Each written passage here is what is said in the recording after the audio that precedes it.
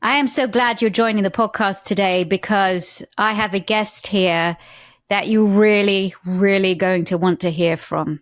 If you are concerned about dogs at all, you are going to want to hear from this guy. You know him already because you've seen him. He is an extremely well-known YouTuber and in fact, he was, I think, and Zach, you're going to correct me if I'm wrong, but like the first person on YouTube to put dog training on the map on YouTube. He was like,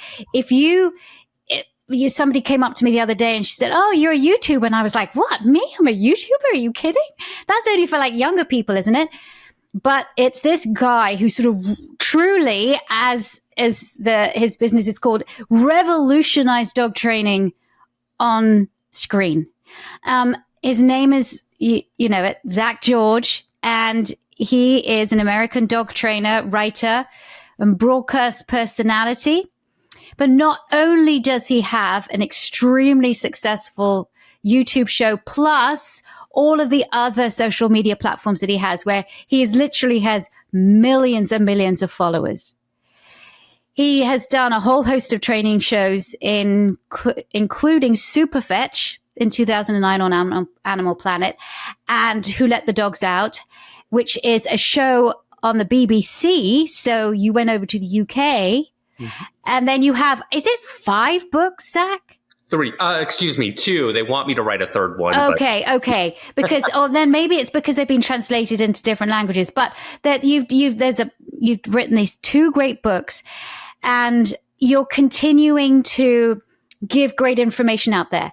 You've also taken on the burden. I think this is a real burden, but also it's an honor. I also see it as to be the advocate for dogs, and when it comes to the way they're being trained, and you pull no punches. You tell it like it is. And because of that, sometimes that makes you a target. But what I love about you, Zach, is that you don't back down, because what you are doing by advocating for the vulnerable, which are our dogs, what you're doing by advocating for the vulnerable, not just in the way we raise them, but in the way we train them, is however tough and exhausting and stressful it is for you and your life, from the way that some people are threatened by your message, you do it. And I just want to say, before we even start, I want to say thank you for your voice. And I am so proud that you are here on this podcast. I mean, it's an honor to be here with you, Victoria. And I would say all the same about you. Your advocacy inspires the community, and it inspires people like me all the time. And yeah, thank you to you too. I mean, you've been relentless for, as long as I can remember, for pursuing ethical dog training in the field. So I appreciate the kind words. So thank you. How did you get into this field, and what gave you that idea? As I've always been fascinated by this, what gave you this idea to start putting this stuff on YouTube? Well, it was pretty intuitive, YouTube. At the time, I entered the dog training field through dog sports. I used to do dog frisbee competitions back in the day. And right around this time is when YouTube came out, 2005, 2006. And it was just very intuitive to be like, okay, I have a Handycam camcorder. I can put that information on the internet and share what I learned. I've always been a big fan of the scientific method. And the last step of the scientific method is to share your results, learn from it. And I think my audience has made me better for it, over the years. And I'm real fortunate, but that's how I got started on YouTube. Sure. But that's not easy. And for somebody who tries on social media, with a capital T, tries on social media, fortunately, the It's Me or the Dog folks do the It's Me or the Dog channels. So that's good. I don't have to do anything with that. But it's a lot of work. Because not only are you making dog training understandable, you're making it really accessible. And you're making it really accessible to young people as well as older people. You're making it accessible across the board. But not everybody can do that. If you think that what Zach does is easy, I'm telling you right now, it is not. And it takes a lot of time, it takes a lot of production, and it takes a lot of energy. Plus you're training on TV and you're training on camera, which is always its own beast. How do you keep reinventing and inventing and creating? Well, when we're working with dogs, as you well know, and many of your audience will understand, every single dog is a unique experience, is different than the last, even if subtly, sometimes they're way different. It just depends. So there's always a unique story to tell with that individual dog in the process. And I was just saying yesterday in a live I was doing on Instagram how every dog teaches me something new. And it's passion. Passion keeps you going. You have to really believe in something for the advocacy end to keep doing it. It's in my heart like it is in yours. And as far as the training end goes, I mean, it's an opportunity to continually build our experience and try to become better with the interest of helping more people in the future. How have you found training on camera? So, for example, when you were doing Superfetch, and then also Who Let the Dogs Out for the BBC, which was very popular. How do you kind of keep your cool doing that? Well, actually, two very different experiences there. And I know you've worked with both BBC and Animal Planet US as well. Yeah. We've worked with a lot of the same people over the years on our TV stuff. I can't speak for BBC broadly. I know that when I was working there, what I loved about BBC rules was we have to tell the story that is here. We're not allowed to embellish or make it look like something happened that didn't happen. And I really appreciate that because that's my style. I always think the truth is good enough. If a dog's not doing it, okay, well, let's tell that story and explain it and all of that. Whereas, in the American experience, cable TV, they're not quite so, they're not quite so, at least in my experience, I can't speak for anyone else. They don't adhere to that as well as I would like in general, but good experiences overall. I look at my experience in TV as my film school. I've been able to take a lot of those lessons learned and do very abbreviated versions of them myself, learning how to edit and things like that. Did that answer your question? Yeah, you did. Just social media is truly where it's at now. I mean, as we're moving into the social media age and beyond, it really is that's where it's at. And I have to say, podcasts are great too. So many people are listening to podcasts because we can listen to them while we're walking the dog and while we're driving our car. And, it's the same with audiobooks as well. Who reads a book? I do read it. I'm a big reader, but, we listen to so much. So you have all of these platforms. You are, and you're very proud of this, known as a proponent of positive reinforcement dog training. Mm-hmm. So you use the gentle reward-based methods, and you show how it works with all kinds of different dogs, all kinds of different situations. And so your proof is like when you say that something works, you show that it works. So you have all of this data to back up why you do what you do. And now this has made you, and I know you've always been pretty outspoken, but this has kind of put you on top of the pile when it comes to advocating for dogs and holding people accountable to the welfare of dogs or to welfare in dog training. What made you take that mantle? What made you do this? Because I know how stressful it is. So why would you want to put more stress on yourself by doing this? Like you, we are in unique positions to see how outdated dog training advice affect the masses. We get the emails, we see the videos, we see the common questions, the constant confusion. So in a nutshell, for me, it was recognizing this glaring hole in the dog training field that a very significant portion, perhaps even most dog trainers, are not honoring the recommendations of the scientific consensus on the issue.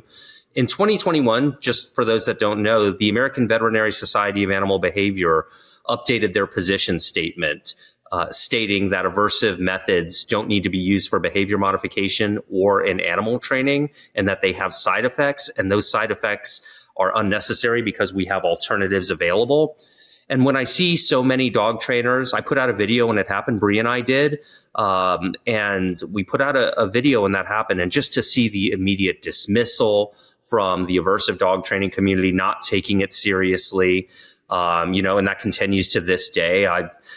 We believe in a strategy of calling in and calling out. We try to address individuals sometimes privately, most of the time privately on the issues to see if we can get on the same page, because we think it's really misleading to the broad general public when we have influential people in the field denying non-controversial scientific consensus. I say non-controversial because in the scientific behavior science community, it's not controversial at all. It seems to be mostly exclusively aversive dog trainers who want to deny the consensus that pain and fear are inappropriate in professional dog training. Why do you think this is? Why do you think, with all of that? And I have had another guest that is going to come on this podcast, who has been in this industry for 50 years and is done both sides, as it were. Mm-hmm. And I asked him the question, like, why do you think that people with all of this information out there, this wealth of knowledge, and as the behavioral science, the cognitive science expands and revolutionizes our understanding of dogs, why is it that people can't get away from aversive or their beliefs in aversive at all costs? Why can they not do that? Why are they so threatened by this new way, which is not new at all, but why are they so threatened by it? Dr. Zazie Todd, whom I know I just had a lovely meeting with her as well, put out a wonderful paper on barriers to the adoption of humane dog or practices. I think I botched the title of that a little bit, but and she really goes into a lot of that. Anecdotally speaking, from my perspective, it's a very multifaceted issue. The reason people train aversively ranges from simply not knowing there are better ways, to scientific illiteracy, to misogyny, to toxic masculinity, to colonialization. Colonial ways are very much rooted in punishment culture.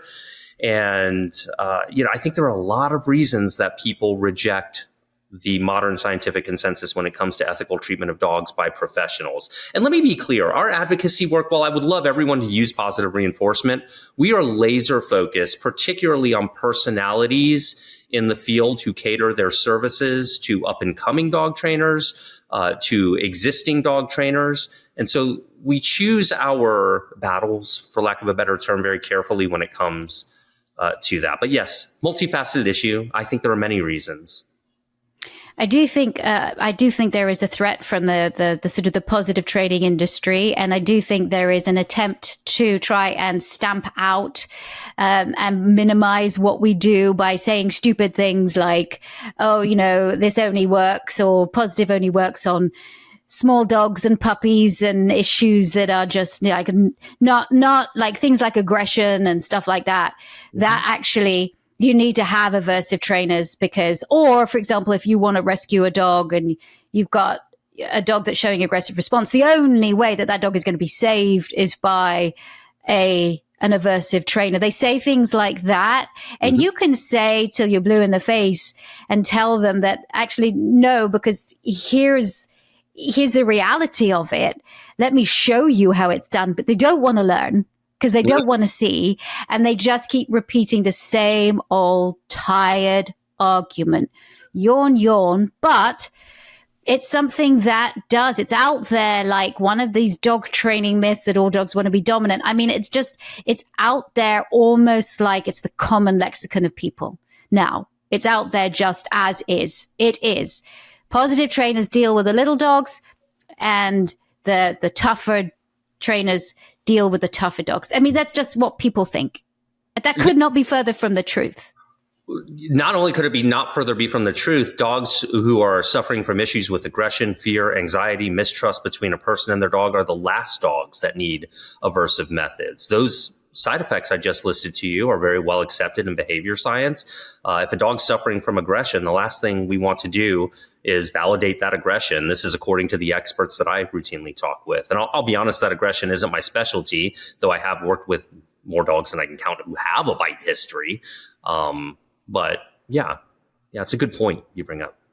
Now, in your work, mm-hmm. you have taken on, and again, I don't really want to give people that I think are abusers in the dog training industry. I don't want to say their names to give them any kind of credibility. But you have taken on particularly popular dog training person. I'm not even going to call him a personality because I think he's an abuser, but person online, big on social media, and to the point where he's now come out and accused you of just insanely crazy stuff. What did you see in this particular person that you felt like you had to speak out to the point where you've had to? I'm a little confused because we actually do bring a lot of attention to a number of people, so I don't know exactly. Yeah. Yeah, we're talking. Are you talking about from last year? Or from last year. I'm talking about from last year. We're not talking about from a while ago. We're talking about from last year, because I think that is sort of, there are trainers that come and go, but I'm talking about one who's particularly brutal on social media. That's right. And so your question is, why did I feel compelled to? Yes. Why did you take that on? Because that's not easy, because the people that follow him, I mean, it's dangerous. Yeah. I mean, probably the most egregious trainer on social media. And the reason that I decided to, it was controversial because, like you're saying, raising awareness around an individual can help build their platform and perpetuate misinformation if we're not careful about it. But I mean, I know you may have been aware of him, but a lot of people in my community had come to me. They had asked me, what can we do about this? Because this is, just straight up abuse, right? That's what it is. And my peers were very persuasive in compelling me, and I had wanted to for years, but really a desire to help the public not continue to be misinformed. See, there's this expectation in the public that when you hire a dog trainer, like you hire an electrician, a plumber, or something else, that they're going to know what they're talking about. But those other two professions, they require licenses. Dog trainers do not. Literally anyone can call themselves a dog trainer, and they do, with no experience. They don't have to be scientifically literate. They don't have to be trained in proper contingencies and positive reinforcement, or even punishment if there was a proper way, which I don't subscribe to. And my advocacy is centered around advocating for the public, not to try and reform other dog trainers. This is often something that isn't appreciated by our advocacy. Very often the attempt to shut us down is, why aren't you being nice to people like you are to dogs? And it just misidentifies who we advocate for. We're not advocating to reform these abusive dog trainers, or even trainers who are less abusive but still problematic. We're advocating to make sure the public is well informed on the issue so that we can reduce demand for problematic dog training services. But when you see something on social media that is, I have to say, again, it looks like, for people who don't know exactly what's going on, looks amazing. Man versus dog. And you know what? Man wins over aggressive dog. And now dog's not aggressive anymore, which of course we know what's really going on. But to the untrained eye, it just looks like this is incredible, doesn't it? Perhaps. I don't have the untrained eye, so I can't say. But yeah, that I do see that sentiment exactly. And that's another thing we try to clear up. There's a very big difference between teaching and training and helping a dog cope emotionally and just straight up suppression, right? And so suppression, in emergency management situations, you do what you have to do. If you have a dog who's lunging and attacking another dog and you have to be aversive to quell that situation, you do that. But it does not count when you're intentionally setting up emergencies and calling it dog training. So that's kind of the message we're trying to get out to the public and help them understand that better so they can make more informed choices. And we're also pursuing licensure and legislation in all 50 states. We're trying to. Now, this comes with its own issues, though. Yeah. Because what do you agree on? Like, I know we've had the same in the UK, and there's been attempts here in the US, but what can you agree on? What sort of techniques are agreeable to most parties in this industry? And what techniques do we say we avoid? What does licensing look like? What does regulation look like? Right. Yeah, it's a can of worms, no doubt about it. What I have recommended, because look, I don't come at this as someone who has special knowledge or someone who is uniquely qualified to say how we should license an entire profession. What I would recommend is that any representatives who are interested in pursuing regulation in their field consult with groups like the American College of Veterinary Behaviorists. There is literally every single behavior science institution that I can find in the world does not support aversive methods. Without exception, I cannot find one behavioral science organization, whether that be for humans, animals, dogs, that says, yes, you need to use aversive methods as part of a training or behavior modification plan. So any legislation that would truly represent the public's best interest, we should listen to those whom we have tasked with getting to the bottom of these things as a society. And those are certified applied animal behaviorists and veterinary behaviorists for a start. That's what I would recommend. Well, then what about Lima? What about... how are we going to get around that? Because a lot of people say, well, if you it's fine, but if you've got a real issue, then you sort of, you try everything. But if you have to go there, the least intrusive way, then that's still acceptable. How do we say what that does? It almost validates the use, the fact that it says you can go there if you want to, if the situation lends itself to going there. Yeah, exactly. So LIMA is an acronym, stands for least intrusive, minimally aversive. I know you know that, but for those listening, maybe. This was a term coined by a compulsion dog trainer named Stephen Lindsay in the early 2000s. It has been sanitized and updated over the years to become less aversive more and more. Very important stepping stone. I think that was probably a necessary step to advance the field.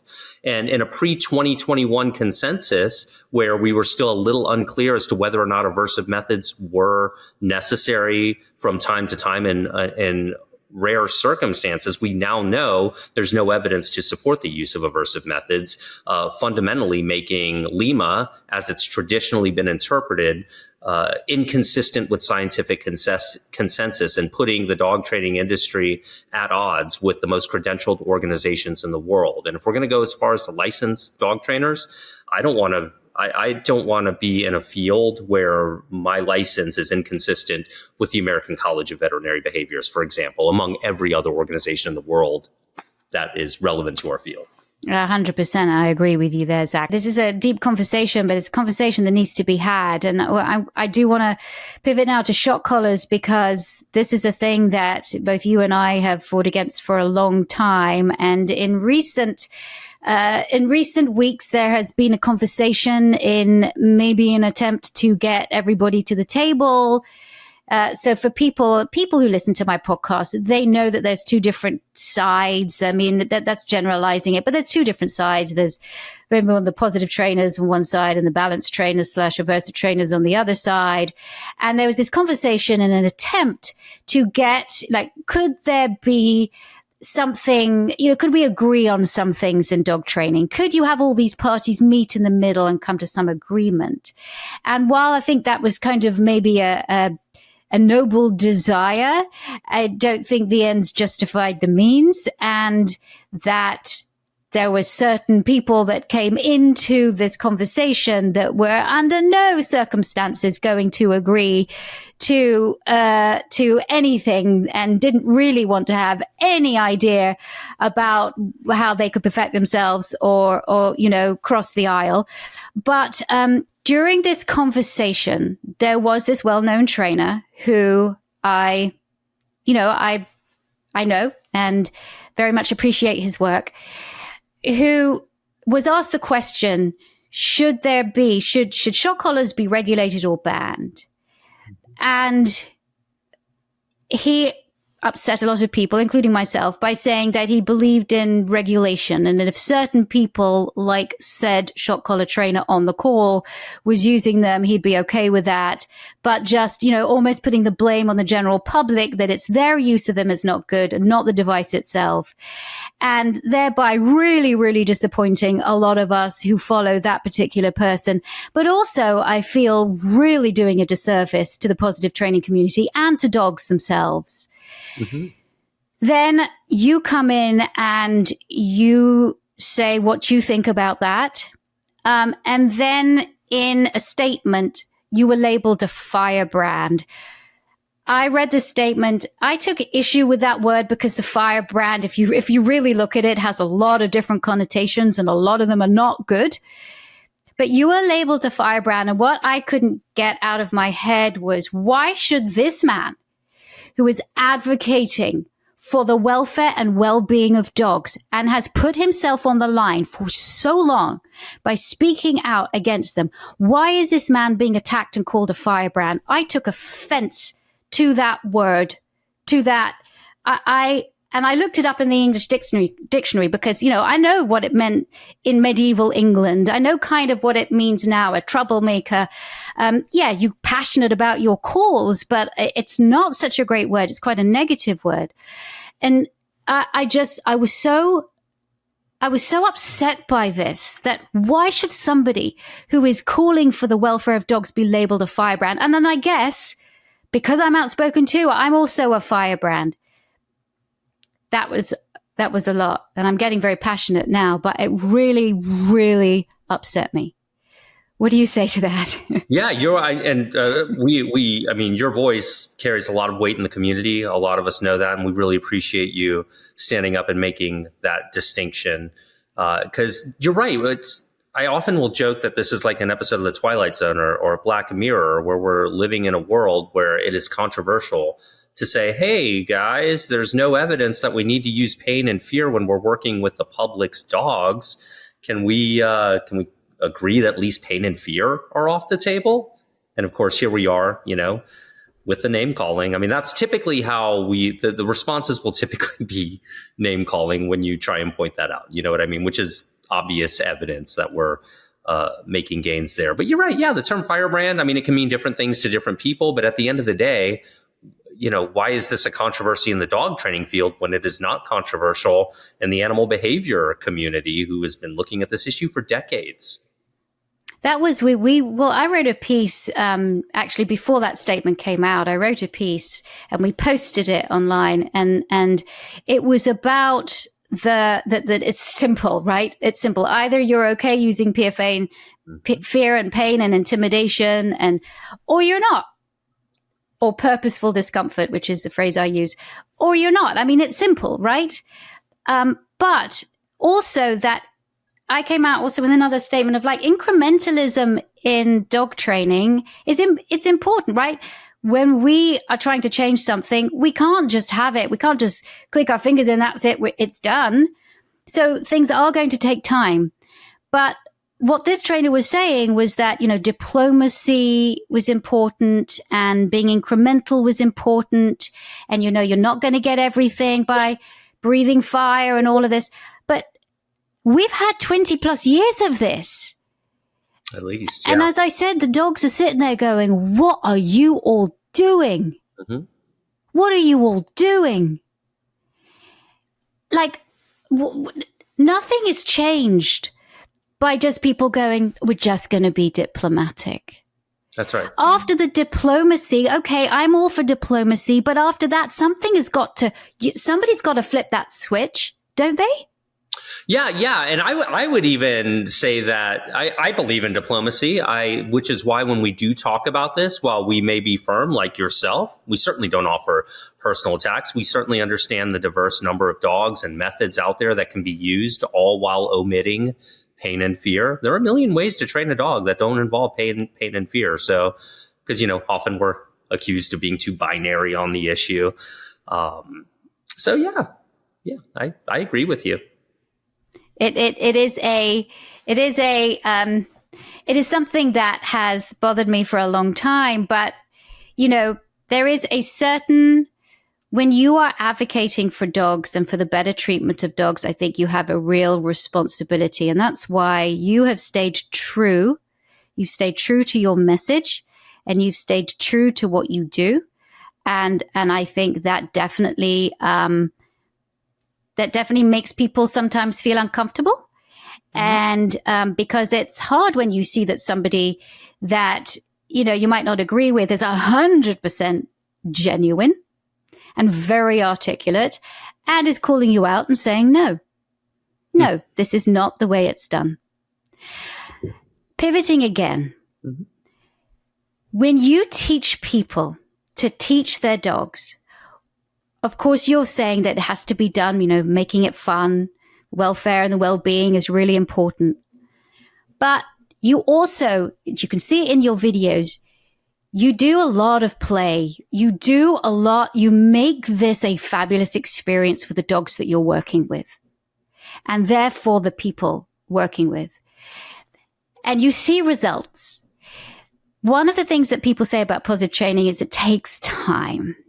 Mm-hmm. Can you qualify that and go, does it truly take time? And do some things take more time than others? Can you qualify that? Yes, there's often a false dichotomy that using punishment methods is quicker. And I think this is not accurate because it doesn't compare apples to apples. One is focused on suppression. Suppression can give you immediate compliance if you're using a shock collar or a prong collar to, correct something, but that doesn't equate necessarily to a dog learning and understanding the process. Do you see what I'm saying? So those are often miscompared. Positive reinforcement. This is one of the things in my Shade series that's currently ongoing on my YouTube channel right now with a Cane Corso that I worked with, that we're trying to point out, and one of the myths we're trying to dispel, that positive reinforcement just takes longer. It would be great if everyone had that time. You know what really takes longer is when you're using methods that are clearly correlated with increased aggression, fear, anxiety, mistrust, among others. It doesn't count if we're creating other issues. That doesn't count as being quicker to me or any reasonable person, I don't think. I think you make such a great point. Because it doesn't, because you might get that positive reinforcement really quickly when you see a sudden change of behavior because you just depress that remote control with that shock collar, and it might be so positively reinforcing for you, which gets kind of addictive because you're always seeing these results all the time. You're like, oh my God, I'm such a great trainer. I think there's a lot of ego in that as well. Mm-hmm. But you can cause other issues. So that thing that you think you're sorting out so quick is actually causing other issues. And that is a point that I really want to make to people, that you don't, and I put this on my social media the other day. I was sitting with my dog. We're just at the vet's and we were waiting to go in. And this woman comes out with this big dog who was everywhere, but so full of energy, such a young dog, an adolescent, and so friendly and so sweet. And she was saying to the nurse, and you probably saw it, she was saying to the nurse, I just know that I put it up to 3 and it didn't work. So I put it up to 5 and it still's not working. And he's just got so much energy. And then I really felt like I had been taken into the twilight zone, and was like the matter of fact way that this woman was talking about the fact of using a shock collar on her dog, and it wasn't working. So because of her dog's exuberance, she was just going to turn it up and up and up and up. And that was like, that's an example of why not. But she is going to cause so many other problems in this incredibly amazing adolescent dog that has so much energy. It's going to cause so many other problems. So the future for her is looking and for that dog is looking very uncertain. And that's the issue, isn't it, here? It really is. And she's, based on everything you've said, a victim in all of this. She goes online to learn how to use a shock collar. She's being told by the shock collar manufacturers that they're acceptable to use in a certain way. You can find no shortage of dog trainers from your local community who will be encouraging the use of these devices. It's out of control. The dog training field is in an absolute state of emergency at the professional level. And it's certainly an issue. And people like the one you're describing are exactly the reason you and I do this, or to make sure they're better informed to make better choices, because no one wants to hurt their dog. I don't doubt that woman loves her dog very much. We trust the experts to guide us, and too often the experts are not experts at all. So when somebody says, all right, Zach, it's all very well, but what are the solutions? It's all very well you saying this, but what are the solutions? What can we do? Solutions are to prioritize the emotional welfare of your dog. If you do that, you're probably going to have a lot less friction in the training process and focus on that individual dog. I know one of my favorite ways to combat the vast majority of, quote, behavior problems that people deal with, like, I mean, things like excessive jumping or exercise early in the day. That's one of the things I often recommend for those energetic dogs. Deplete that battery early after they've recharged all night so they feel more content and more likely to chill out. Playing, you mentioned play. I mean, the language of play to dogs is, you can accomplish so much. One of my favorite quotes, and I put it in my book, it's a Plato quote. You can learn more about a person in an hour of play than a year of conversation. And I think that really applies to dogs a lot. If I can get a dog playing with me, I got them right where I want them. Isn't that just the case? Yeah. Play is it's magnificent, actually, what you can do.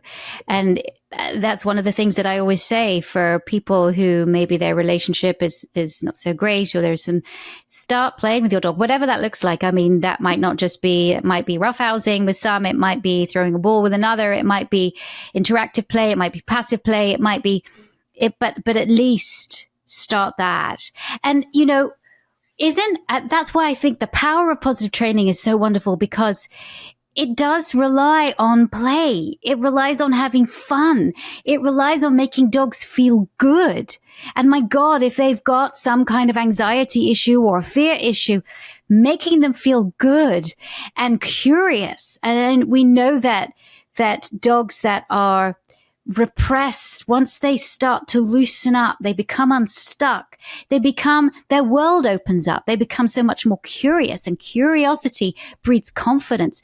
I mean, why wouldn't everybody choose that?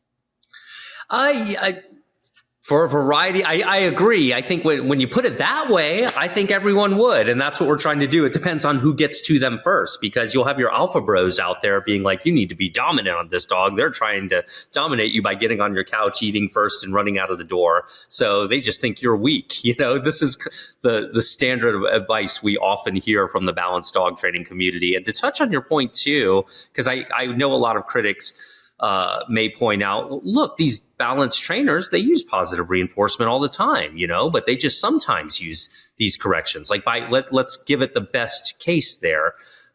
When you resort now to using pain with a dog that you've been, or purposeful discomfort, we can even say, when you resort to that with a dog that you've previously been emphasizing positive reinforcement, you immediately communicate to that dog, actually, you can't trust me quite as much as you thought. Actually, sometimes I will bring pain to you. You immediately fracture that bond that you've been trying so hard to build. In many dogs. Now, some dogs are going to be more resilient. I'm not going to say everyone who's ever given their dog a leash correction is abusive. Certainly not members of the public I am not talking to. Our focus is certainly on the professional sector for this, current route.